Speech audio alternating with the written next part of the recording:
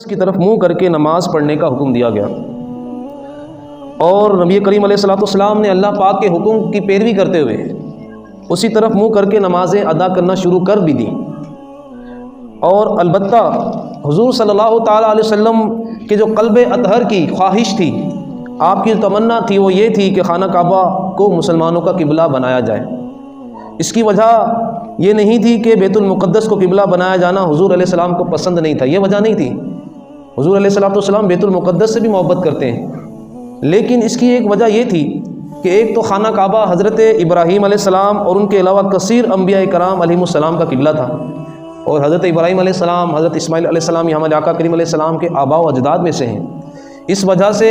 ایک قلبی محبت بھی تھی، اور آپ کی یہ خواہش تھی کہ خانہ کعبہ کو قبلہ بنا دیا جائے۔ اور دوسری بات جو اس سے بھی زیادہ قلب اطہر پر ناگوار گزرتی تھی کہ اس کی وجہ سے یہودی جو تھے نا، وہ غرور اور تکبر میں مبتلا ہو گئے تھے کہ جب مسلمان بیت المقدس کی طرف منہ کر کے نماز پڑھتے تھے تو یہ ان کو تانا دیتے تھے مسلمانوں کو، اور کہتے تھے کہ مسلمان یوں تو ہمارے دین کی مخالفت کرتے ہیں، ہمارے دین کو نہیں مانتے ہیں، لیکن نماز تو ہمارے قبلے کی طرف منہ کر کے پڑھتے ہیں۔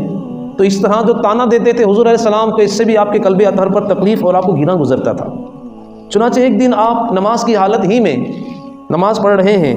اور یہ واقعہ بھی مدینہ پاک میں مسجد قبلتین میں ہوتا ہے، ظہر کی نماز ہے، آپ نماز ادا فرما رہے ہیں، اور اس امید کے ساتھ بار بار آسمان کی طرف دیکھ رہے تھے کہ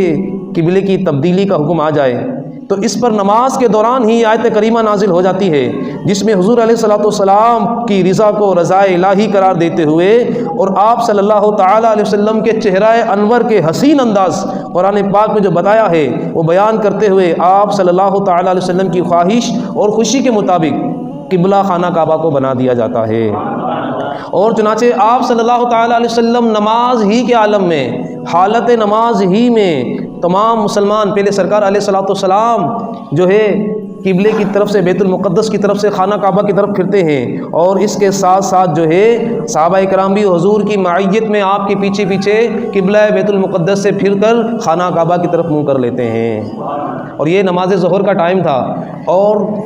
2 رکعت نمازیں جو ہے بیت المقدس کی طرف منہ کر کے ادا کی جاتی ہیں، اور 2 نمازیں پھر بقی خانہ کعبہ شریف کی طرف منہ کر کے ادا کی جاتی ہیں۔ اب غور کا مقام ہے کہ حالت نماز ہے،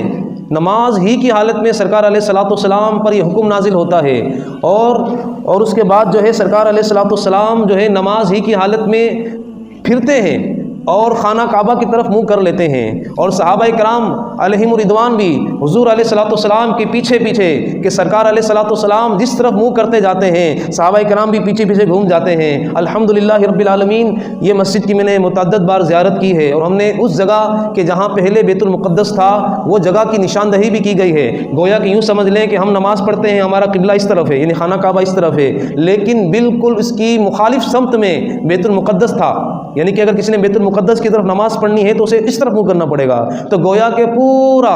سرکار علیہ الصلوۃ والسلام نماز کی حالت میں گھومتے ہیں اور خانہ کعبہ کی طرف چلے جاتے ہیں۔ صحابہ کرام سوچتے نہیں ہیں، کیونکہ سوچنا سرکار علیہ الصلوۃ والسلام کے پیچھے پیچھے ہیں، وہ سرکار علیہ السلام کے عشق میں، حضور کی محبت میں ڈوب کے نماز پڑھا کرتے تھے۔ انہیں پتہ تھا کہ ہماری نماز بھی قبول ہوگی تو ان کے قدموں میں آ کے قبول ہوگی، ان کے خیال میں ڈوب کر ہماری نماز کامل اکمل ہوگی، اس لیے وہ سرکار علیہ السلام کے پیچھے پیچھے وہ بھی گھوم جاتے ہیں، اور اس طرح تحویل قبلہ کا حکم صادر ہو جاتا ہے۔ تو اس آیت سے کیا بات معلوم ہوتی ہے کہ اللہ تعالیٰ کو اپنے حبیب صلی اللہ تعالیٰ علیہ وسلم کی رضا بہت پسند ہے۔ اللہ تعالیٰ عز و جل اپنے حبیب کی رضا کو پورا بھی فرماتا ہے، کیونکہ یہ محبوب کی رضا تھی۔ اور امام فخر الدین رازی رحمۃ اللہ علیہ فرماتے ہیں کہ بے شک اللہ تعالیٰ نے اپنے حبیب صلی اللہ تعالیٰ علیہ وسلم کی وجہ سے قبلہ تبدیل فرمایا، اور اس آیت میں یوں نہیں فرمایا کہ ہم تمہیں اس قبلے کی طرف پھیر دیں گے جس میں میری رضا ہے۔ اللہ پاک نے یہ نہیں فرمایا کہ آپ کو ہم جو ہے اس قبلے کی طرف پھیر رہے ہیں، اس قبلے کی طرف پھیر رہے ہیں جس میں میری رضا ہے، بلکہ اللہ تبارک و تعالیٰ نے یوں فرمایا کہ فَلَنُوَلِّيَنَّكَ قِبْلَةً تَرْضَاهَا، کہ محبوب ضرور ہم تمہیں اس قبلے کی طرف پھیر دیں گے جس میں تمہاری خوشی ہے، جس میں تمہاری رضا ہے۔ تو گویا کہ ارشاد فرمایا اے حبیب، ہر کوئی میری رضا کا طلبگار ہے، اور میں دونوں جہاں کا پالنہار ہو کے، دونوں جہاں کا مالک ہو کے محبوب میں تیری رضا چاہتا ہوں۔ اعلیٰ حضرت امام محمد رضا خان رحمۃ اللہ تعالیٰ علیہ فرماتے ہیں کہ بلا شبہ حضور اقدس صلی اللہ تعالیٰ علیہ وسلم اللہ تعالیٰ کی مرضی کے تابع ہیں، اور بلا شبہ آپ صلی اللہ تعالیٰ علیہ وسلم کوئی بات اللہ تعالیٰ کے حکم کے خلاف نہیں کرتے، اور بلا شبہ اللہ تعالیٰ حضور صلی اللہ تعالیٰ علیہ وسلم کی رضا چاہتا ہے۔ جب نبی کریم علیہ الصلوۃ والسلام مدینہ منورہ میں تشریف لائے، اللہ تعالیٰ کا یہ حکم تھا کہ بیت المقدس کی طرف منہ کر کے نماز پڑھی جائے۔ حضور علیہ الصلوۃ والسلام تابع فرمان تھے، اور حضور علیہ الصلوۃ والسلام نے نمازیں پڑھی بھی، پھر یہ حضور اقدس صلی اللہ تعالیٰ علیہ وسلم کی طرف سے اللہ تعالیٰ کی رضا جوئی تھی، مگر آپ کا قلب اقدس یہ چاہتا تھا کہ کعبے کی طرف منہ کر کے نماز پڑھی جائے۔ اللہ تعالیٰ نے اپنے حبیب کی مرضی کے مطابق اپنا وہ حکم منسوخ کر دیا، اللہ تعالیٰ نے اپنا یہ حکم منسوخ فرما دیا، اور حضور صلی اللہ تعالیٰ علیہ وسلم جو چاہتے تھے قیامت تک کے لیے وہی قبلہ مقرر فرما دیا۔ یہ اللہ تعالیٰ کی طرف سے اپنے حبیب کی رضا جوئی ہے، اور جو ان میں سے جس کا انکار ہوگا وہ قرآن کریم کا انکار ہے۔ ام المؤمنین حضرت عائشہ صدیقہ رضی اللہ تعالیٰ عنہا رسول اللہ صلی اللہ تعالیٰ علیہ وسلم سے عرض کرتی ہیں کہ میں حضور صلی اللہ تعالیٰ علیہ وسلم کے رب کو دیکھتی ہوں، وہ حضور صلی اللہ تعالیٰ علیہ وسلم کی خواہش پوری کرنے میں جلدی فرماتا ہے۔ سبحان اللہ۔ اور حدیث روز محشر والی کہ رب العالمین عز و جل اولین اور آخرین کو جب جمع فرمائے گا تو جمع کرنے کے بعد حضور صلی اللہ تعالیٰ علیہ وسلم سے فرمائے گا کہ کلہم یطلبون ردائی وانا اطلب رضاک یا محمد، یہ سب میری رضا چاہتے ہیں اور یہ محبوب میں تمہاری رضا چاہتا ہوں۔ خدا کی رضا چاہتے ہیں دو عالم، تھوڑا سا محفل کو گرمائش میں ڈالیں۔ خدا کی رضا چاہتے ہیں دو عالم، خدا کی رضا چاہتے ہیں دو عالم، خدا چاہتا ہے رضائے محمد صلی اللہ علیہ وسلم، صلی اللہ علیہ۔ کیسی رضا چاہتا ہے سبحان اللہ، کہ اللہ تعالیٰ نے اپنے حبیب کی خوشی کے لیے تا قیامت مسلمانوں کا قبلہ کعبہ کو بنا دیا۔ یہ آپ کی خوشی کے لیے تھا، آپ کی خوشی کے لیے آپ کی امت پر 50 نمازوں کو کم کر کے 5 فرض کر دی گئیں، یہ بھی آپ کی خوشی کے لیے تھا۔ آپ کی خوشی کے لیے بدر و حنین میں فرشتوں کا نزول ہوا، حضور علیہ السلام کی خوشی کے لیے، آپ کی خوشی کے لیے معراج کی سیر کرائی ہے، آپ کی خوشی کے لیے امتیوں کے گناہ معاف ہوں گے، اور آپ کی خوشی کے لیے آپ کو حوض کوثر بھی عطا فرمائی ہے۔ آپ کی خوشی کے لیے امتیوں کی نیکیاں، وہ جو نیکیوں والا پلڑا ہوگا قیامت کے دن تولا جا رہا ہوگا، آپ کی خوشی کے لیے پلڑے بھاری ہو جائیں گے اور پل صراط سے سلامتی کے ساتھ گزریں گے اور جنت میں داخل ہو جائیں گے۔ تو یہ آقا کریم علیہ السلام کی رضا اور آپ کی خوشی کے لیے ہے۔ فقط اتنا سبب ہے انعقاد بزم محشر کا کہ ان کی شان محبوبی دکھائی جانے والی ہے، کہ قیامت کے دن سرکار علیہ الصلوۃ والسلام کی تمام اولین و آخرین جو حمد کریں گے، یہی مقام محمود ہوگا کہ تمام اولین و آخرین آپ کی حمد کریں گے۔ تو یہ میرے آقا کریم علیہ الصلوۃ والسلام کی شان ہے کہ آپ کی رضا اللہ تبارک و تعالیٰ چاہتا ہے، اور اللہ پاک جو ہے محبوب کریم علیہ الصلوۃ والسلام کی رضا میں جو ہے راضی اور خوش ہوتا ہے۔ اللہ پاک اپنے محبوب کو خوش فرماتا ہے کہ آپ کے قلب اقدس پر کوئی جو ہے غم نہ آئے۔ تو میرے پیارے پیارے اسلام بھائیو، یہ تو آقا کریم علیہ السلام کی شان قرآن میں ہے، احادیث میں ہے، جو میں آگے عرض کروں گا۔ لیکن افسوس کے ساتھ ایسا دور ہے، ایسا زمانہ، ایسا دور آ گیا ہے کہ سرکار علیہ الصلوۃ والسلام کے اختیارات پر بھی جو ہے حد بندیاں کی جا رہی ہیں۔ حضور علیہ الصلوۃ والسلام کے بارے میں ایسی ایسی بے ادبیاں اور گستاخیاں کی جا رہی ہیں کہ الامان والحفیظ۔ ہمارا عقیدہ ہے اہل سنت و جماعت کا کہ آقا کریم علیہ الصلوۃ والسلام مالک شریعت ہے، مالک جنت ہیں۔ آپ اللہ تبارک و تعالیٰ کے حکم سے جس سے چاہیں کوئی حکم شرع معاف فرما دیں، جس سے چاہیں کوئی حکم شرع کسی کے لیے حلال کر دیں، کسی کے لیے حرام کر دیں، کسی کے لیے جو حرام مسلمانوں کے لیے جو چیزیں ہیں آپ کسی کے لیے حلال کر دیں، جو چیزیں حلال ہیں وہ کسی کے لیے حرام بھی فرما سکتے ہیں۔ یہ آقا کریم علیہ السلام کی شان ہے، لیکن حضور علیہ الصلوۃ والسلام کی شان میں گستاخیاں اور بے باکیاں اس قدر ہو رہی ہیں کہ آج ہم جو بیٹھے ہیں، ہمارے بیٹھنے کا مقصد یہ ہے کہ حضور علیہ الصلوۃ والسلام کی شان کریمہ کو کچھ سیکھنے کی کوشش کریں۔ ہم آپ حضور علیہ السلام کی شان بیان نہیں کر سکتے، نہ اس کا حق ادا کر سکتے ہیں، صرف ثناخانوں میں اپنا نام لکھ سکتے ہیں۔ آج کے دور میں کہ جب نفسا نفسی کا دور ہے، فتنوں کا دور ہے، اور ایسے لوگ کہ جو حضور علیہ الصلوۃ والسلام کا نام لے کے کلمے کا نام لے کے گمراہ کر رہے ہیں۔ تو آج کے دور میں ہمیں اپنا عقیدہ سننا بھی ہوگا، سمجھنا بھی ہوگا کہ ہم تو حضور علیہ الصلوۃ والسلام کے بارے میں ہمارا عقیدہ اعلیٰ حضرت نے جو بیان کر دیا کہ میں تو مالک ہی کہوں گا کہ ہو مالک کے حبیب، یعنی محبوب و محب میں نہیں میرا تیرا، کتنا دیا ہے کتنا نہیں دیا، ہم کون ہیں، ہم کیسے جانے کتنا دیا ہے، ہماری تو وہاں تک رسائی نہیں ہے۔ یہ تو محبوب ہے، وہ محب ہے، جتنا اللہ نے دیا اپنی شان کے لائق دیا، اپنی شان کے اعتبار سے دیا، اور محبوب کو دیا، کتنا علم دیا ہم کیوں جانے، ہمیں کیا پتا، بس ہم نے یہ جانا کہ جو اللہ نے دیا اپنے محبوب کو اس سے زیادہ کسی کو نہیں دیا۔ لیکن یہ لوگ آج کے دور میں کہ جو مسلمانیت کا لبادہ اوڑھ کے ہمارا دین ہمارا ایمان بھولے بھالے مسلمانوں کا خراب کر رہے ہیں، آپ ان کی اگر عقائد کی باتیں سنیں، ان کی باتیں سنیں تو دل لرز جاتا ہے، کانپ جاتا ہے۔ تقویۃ الایمان یہ ایک ان کی بہت ہی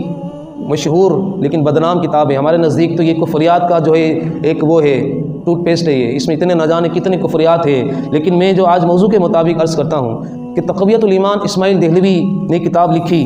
اور اسے جو ہے ان کی کہاں پڑھا بھی جاتا ہے، اور ان کی ایک معتبر کتاب ہے، اور ان کا یہ امام ہے، یہ لکھتا ہے کہ جس کا نام محمد یا علی ہے وہ کسی چیز کا مختار نہیں، جس کا نام محمد یا علی ہے وہ کسی چیز کا مختار نہیں، وہ کسی چیز کا مالک نہیں ہے، اس کو کسی چیز پر اختیار نہیں ہے۔ یعنی کہ حضور علیہ الصلوۃ والسلام ہی سے بغض دیکھا جائے کہ یہ یوں بھی کچھ اور بھی کہہ سکتا تھا کہ کوئی بھی شخص مختار نہیں ہے، لیکن حضور علیہ السلام کا نام لے کے محمد یا علی جو ہو وہ کسی چیز کا مختار نہیں ہے۔ مزید ایک اور اسی میں لکھتا ہے کہ جو کسی نبی ولی کو، امام یا شہید کو یا کسی فرشتے کو یا کسی پیر کو اللہ کی جناب میں اس قسم کا شفیع یا وجیح جانے سو وہ اصل مشرک ہے اور بڑا جاہل ہے۔ یعنی کہ سرکار علیہ الصلوۃ والسلام کو یا کسی ولی کو یا کسی بزرگ کو یا کسی فرشتے کو بھی اگر وہ شفیع جانے، شفاعت کرنے والا جانے، نہیں شفاعت کا بھی انکار ہے، حضور علیہ الصلوۃ والسلام سے اختیارات کا بھی انکار ہے، تو یہ اس طرح کے لوگ ہیں کہ اللہ پاک ہمیں ان کے شر سے بچائے۔ آئیے آج ہم قرآن پاک سے کچھ سنتے ہیں، اللہ تبارک و تعالیٰ نے جو ہے اپنے محبوب کو کتنا عطا فرمایا ہے، کیسی محبت کا ایک اعلان ہے، کیسی محبت کا اظہار ہے۔ اللہ تبارک و تعالیٰ قرآن پاک میں ارشاد فرماتا ہے فلا وربک لا یؤمنون حتی یحکموک فیما شجر بینہم ثم لا یجدوا فی انفسہم حرجا ممن قضیت ویسلموا تسلیما۔ تو اے محبوب تمہارے رب کی قسم وہ مسلمان نہ ہوں گے جب تک اپنے آپس کے جھگڑے میں تمہیں حاکم نہ بنا لیں۔ اللہ تعالیٰ تو یہ فرما رہا ہے کہ جب تک یہ تمہیں آپس کے جھگڑے میں حاکم نہ بنا لیں تب تک وہ مسلمان نہیں ہوں گے، اور پھر آپ جو حکم دیں، آپ جو حکم دیں، آپ جو فیصلہ فرمائیں وہ اپنے دلوں میں اس سے رکاوٹ نہ پائیں اور جی سے مان لیں تو مسلمان ہوں گے۔ اپنے جی سے مان لیں، کیونکہ منافقین بھی تھے نا، وہ مانتے تو تھے لیکن دل سے نہیں مانتے تھے۔ اسی طریقے سے یعنی کہ سرکار علیہ الصلوۃ والسلام کو اپنا حاکم جاننا، اپنا مالک جاننا، یہ ایمان کی حلاوت ہے، یہ ایمان کا حصہ ہے۔ امام قاضی ایاز شفا شریف میں یہ لکھتے ہیں کہ جو حضور علیہ الصلوۃ والسلام کو اپنا مالک نہ مانے، جو حضور علیہ الصلوۃ والسلام کو اپنا مالک نہ سمجھے، وہ سنت نبی کی حلاوت نہیں پا سکتا، اسے سنت نبی کی حلاوت نصیب نہیں ہوگی۔ اس لیے پیارے اسلامی بھائیوں یاد رکھیں کہ اس وقت جو ہے ہمیں اپنا ایمان بچانا ہے، ہمیں اپنے ایمان کو بچانے کے لیے اپنے عقیدوں کو سیکھنا ہے۔ اعلیٰ حضرت امام محمد رضا خان رحمۃ اللہ تعالیٰ علیہ کی ایک کتاب ہے الامن والعلا، یہ بہت ہی بہترین اور بہت ہی معتبر کتاب ہے۔ اعلیٰ حضرت نے اس میں تقریباً 60 آیات اور 300 احادیث سے حضور علیہ الصلوۃ والسلام کا صاحب عطا ہونا، دافع بلا ہونا، حاجت روا ہونا، مشکل کشا ہونا، یہ آپ نے ثابت کیا ہے۔ آئیے اس میں سے میں آپ کو جو اپنے موضوع کے مطابق کچھ عرض کرتا ہوں کہ آقا کریم علیہ الصلوۃ والسلام جو ہے یہ دنیا میں بھی عزت دینے والے ہیں، آخرت میں بھی عزت دینے والے ہیں، مالک و مختار ہیں۔ یہ جو ان کا نظریہ ہے ناپاک نظریہ، غلیظ نظریہ کہ جو جس کا نام محمد یا علی ہو وہ کسی چیز کا مختار نہیں ہے، آئیے دیکھتے ہیں ہمارے آقا کریم علیہ الصلوۃ والسلام مختار نہیں بلکہ مختار کل ہے۔ اللہ پاک نے آپ کو جنت کا بھی مالک بنایا ہے، اللہ پاک نے آپ کو خلق کا بھی مالک بنایا ہے، احکام شریعت کے بھی مالک ہیں۔ آقا کریم علیہ الصلوۃ والسلام فرماتے ہیں کہ میں سب سے پہلے قبر سے باہر آؤں گا، میں سب سے پہلے قبر سے باہر آؤں گا جب قیامت کا دن ہوگا، جب لوگ اٹھائے جائیں گے میں ان کا پیشوا ہوں گا، جب وہ حاضر ہوں گے اللہ پاک کی بارگاہ میں تو میں ان کا خطیب ہوں گا، جب وہ دم بخود ہوں گے ان کی حالت خراب ہوگی تو پھر میں ان کا شفیع ہوں گا، میں ان کا شفیع ہوں گا۔ آقا کریم علیہ السلام تو فرما رہے ہیں میں شفیع ہوں گا، اور یہ لوگ کہہ رہے ہیں کوئی شفیع بن نہیں سکتا، اگر کوئی شفیع بنے تو وہ جو اس کا عقیدہ رکھے وہ بھی مشرک، الامان والحفیظ۔ پھر فرماتے ہیں کہ جب وہ محبوس ہوں گے یعنی کہ مایوسی میں ہوں گے، پریشانی میں ہوں گے تو میں خوشخبری دینے والا ہوں گا، جب وہ نا امید ہوں گے تو عزت اور کنجیاں اس دن میرے ہاتھ میں ہوں گی، اور لیواء الحمد اس دن میرے ہاتھ میں ہوگا، لیواء الحمد کا جو جھنڈا ہے یہ میرے ہاتھ میں ہوگا۔ والحمدللہ رب العالمین، شکر اس کریم کا جس نے عزت دنیا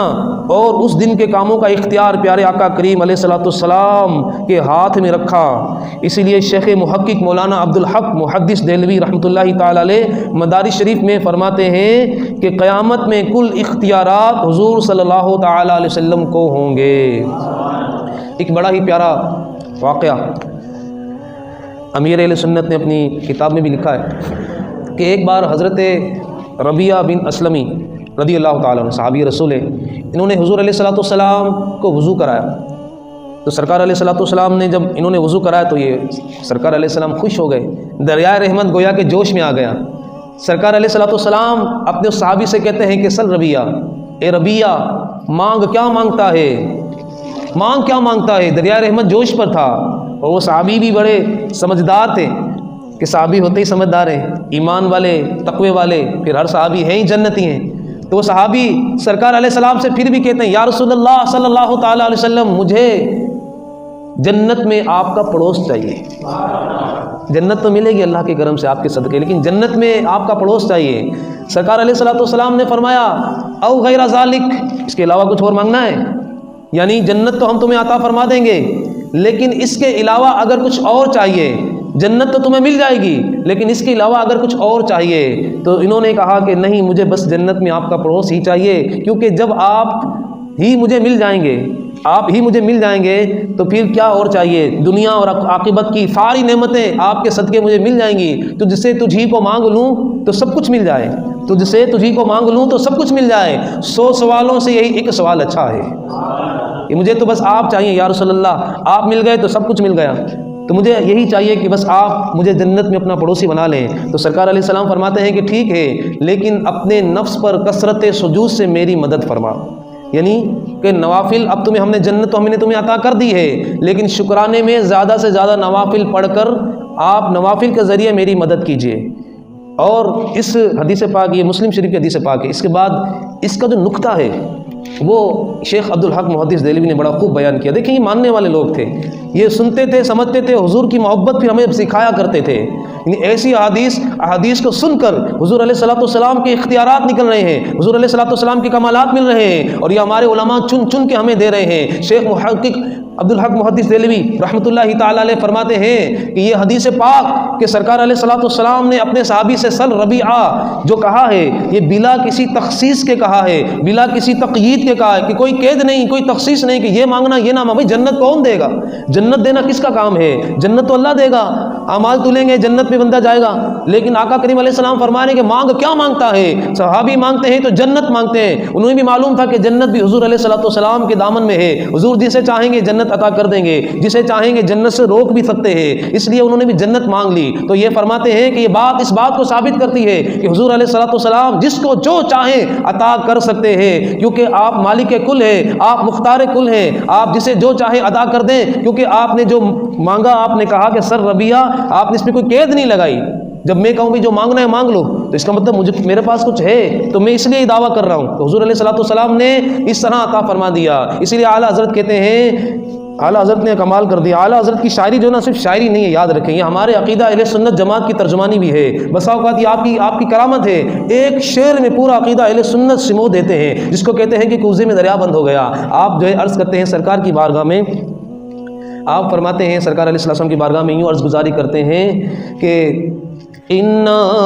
اعطیناک الکوثر، انا اعطیناک الکوثر، ساری کثرت پاتے یہ ہیں، ساری کثرت پاتے یہ ہیں، ساری کثرت پاتے یہ ہیں۔ باپ جہاں بیٹے سے بھاگے، باپ جہاں بیٹے سے بھاگے، لطف وہاں فرماتے یہ ہے۔ تو یہ آقا کریم علیہ السلام اللہ پاک کے خزانوں کے قاسم ہیں، اللہ پاک نے انہیں خزانے عطا فرمائے، اور اللہ پاک کی عطا سے عقیدہ اہل سنت بھی یاد رکھیں یہی ہے کہ جس کو جو ملا، جتنا ملا، یہ اللہ کی عطا سے ہے۔ اللہ کی عطا سے ہی ہر نبی ہر ولی ہماری مدد کرتا ہے، ایسا نہیں ہے۔ اللہ کی عطا کے بغیر کوئی کچھ نہیں دے سکتا، اللہ کی عطا ہی سب کے لیے ہے، اور اللہ کی عطا ہی ہے جو ہمارا عقیدہ کیا ہے، ہم بھی تو یہ کہ اللہ کی عطا سے اللہ پاک نے اپنے محبوب کو عطا فرمایا، پھر جو محبوب تو محبوب ہے، محبوب کو اتنا عطا فرما دیا کہ اس کے لیے ہمارے پاس الفاظ نہیں ہیں، نہ ہم وہ بتا سکتے ہیں، وہ تو راز و نیاز کی باتیں ہیں۔ معراج کی رات بلا کے کتنا عطا فرمایا ہم نہیں جانتے، کچھ راز و نیاز کی باتیں ہیں۔ اس لیے جو ہے اللہ پاک نے اپنے محبوب کو اختیار، مختار، مالک، ہر اعتبار سے جو ہے آپ کو اختیار دیا، آپ کو ان چرندوں پرندوں، آسمان، سورج، ستاروں، چاند پر بھی اختیار دیا۔ کہ جو کہتے ہیں کہ اس کا نام محمد علی ہو، اس کو کوئی اختیار نہیں ہے، ہر چیز کا اختیار آقا کریم علیہ السلام کو دیا گیا۔ ایک حدیث پاک ہے، اعلیٰ حضرت نے اس میں لکھی ہے کہ ایک مرتبہ آفتاب چل رہا تھا، سورج چلتا ہے تو سورج چل رہا تھا تو آپ نے حکم دیا کہ تو ٹھہر جا، تو کچھ دیر کے لیے سورج وہیں ٹھہر گیا، وہاں سے آگے نہیں چلا، نہیں کچھ دیر کے لیے ٹھہر گیا، فوراً ٹھہر گیا۔ تو یہ حدیث پاک ہے۔ پھر ایک اور حدیث پاک جو بہت ہی مشہور ہے کہ حضرت مولا علی شیر خدا رضی اللہ تعالیٰ عنہ، یہ سرکار علیہ الصلوۃ والسلام ان کی گود میں آرام فرما رہے تھے، اور آپ نے عصر کی نماز نہیں پڑھی تھی، اور آپ کی عصر کی نماز جو ہے وہ سورج ڈوبنے کی وجہ سے قضا ہو گئی، اور آپ کی آنکھوں سے آنسو نکل آئے، طویل حدیث ہے۔ تو سرکار علیہ الصلوۃ والسلام نے جب پوچھا رونے کا سبب، گریا کا سبب، تو یہی عرض کی کہ نماز عصر چلی گئی ہے۔ تو سرکار علیہ الصلوۃ والسلام نے سورج کو اشارہ کیا تو سورج واپس لوٹ آیا، اور مولا علی شیر خدا نے عصر کی نماز ادا کر لی۔ یہ حکم جو ہے مصطفیٰ تھا کہ سورج کو دوبارہ، ڈوبے ہوئے کو دوبارہ جو ہے واپس لوٹایا۔ کس کی طاقت ہے، کس کی پاور ہے، کوئی کر کے دکھائے؟ لیکن اللہ کے محبوب کی شان ہے۔ اسے کہتے ہیں خلافت رب العزت، خلافت کبریٰ، اسے کہتے ہیں ملکوت السماوات والارض میں ان کا حکم جاری ہونا، تمام مخلوق الہی کو ان کے لیے حکم الہی، حکم اطاعت اور فرما برداری ہے۔ وہ خدا کے ہیں، اور جو کچھ خدا کا ہے سب ان کا ہے۔ وہ محبوب اجل و اکرم و خلیفۃ اللہ العظم ہیں۔ جب دودھ پیتے تھے گہوارے میں، پنگھوڑے میں، تو چاند جو ہے غلامی بجا لاتا تھا، جدھر اشارہ کرتے تھے چاند ادھر ہو جاتا تھا۔ تو جس کا نام محمد علی ہو وہ کسی کا مختار نہیں ہے۔ کتنی افسوس کی بات ہے، کتنے دکھ کی بات ہے۔ یہ سیدھا سیدھا جو ہے سرکار علیہ الصلوۃ والسلام کی شان میں سری گستاخی ہے۔ حضور علیہ الصلوۃ والسلام کی شان میں کیا بے ادبی، کتنی بڑی بے ادبی ہے کہ یہ سکھایا کیا جا رہا ہے کہ ان کو جو ہے مطلب یہ بے بس ہیں، یہ کچھ نہیں کر سکتے۔ ہمارے نبی تو بے بس نہیں، ہمارے نبی تو مالک و مختار ہے، ہمارے نبی تو ہماری جانوں کے مالک ہیں، ہمارے نبی کریم علیہ الصلوۃ والسلام شریعت کے مالک ہیں۔ آئیے کچھ ایسے واقعات سنتے ہیں کہ جن کی وجہ سے پتہ چلتا ہے کہ سرکار علیہ الصلوۃ والسلام جو ہے شریعت میں آپ کو کس قدر اختیار تھا۔ کہتے ہیں کہ ابو بردہ رضی اللہ تعالیٰ عنہ، یہ صحابی تھے، انہوں نے ایک بار نماز عید سے پہلے ہی قربانی کر لی، جبکہ حکم ہے کہ عید کی نماز پڑھنے کے بعد قربانی کرنی ہے۔ اب نماز عید سے پہلے انہوں نے قربانی کر دی، ایک تو یہ ہو گیا۔ اب یہ سرکار علیہ الصلوۃ والسلام کے پاس حاضر ہوتے ہیں اور آ کے عرض کرتے ہیں کہ یا رسول اللہ وہ تو میں کر چکا، قربانی تو میں نے عید نماز پڑھنے کے سے پہلے کر دی، تو اب کیا کروں؟ تو فرمایا کہ میرے پاس 6 مہینے کی ایک بکری کا بچہ ہے۔ بکری کا جو بچہ ہوتا ہے، بکری ہو یا بکرا، اس کی عمر 1 سال ضروری ہے، ٹھیک ہے؟ تو میرے پاس 6 مہینے کی بکری کا ایک بچہ ہے، مگر سال بھر والے سے اچھا ہے۔ تو فرمایا کہ اس کی جگہ اسے قربان کر دو، اور ہرگز اتنی عمر کی بکری تمہارے بعد دوسروں کی قربانی کے لیے کافی نہ ہوگی۔ یعنی یہ خصوصیت ان کو عطا کی گئی ابو بردہ رضی اللہ تعالیٰ عنہ کو۔ تو کہنے کا مقصد کیا ہے کہ یہ سرکار علیہ الصلوۃ والسلام کا اختیار تھا نا۔ حضور علیہ الصلوۃ والسلام نے یہ نہیں کہا کہ یہ تو آپ نے کر دیا، اب میں کیا کر سکتا ہوں، حکم شریعت تو یہی ہے، لیکن آپ نے فرمایا کہ ٹھیک ہے تم اپنے 6 مہینے کی بکری کا جو ہے بچہ جو ہے اسے ہی قربان کر دو، تمہاری قربانی ہو جائے گی، لیکن آئندہ ایسا نہیں کرنا، آئندہ کسی کے لیے جائز نہیں ہوگا۔ اسی طرح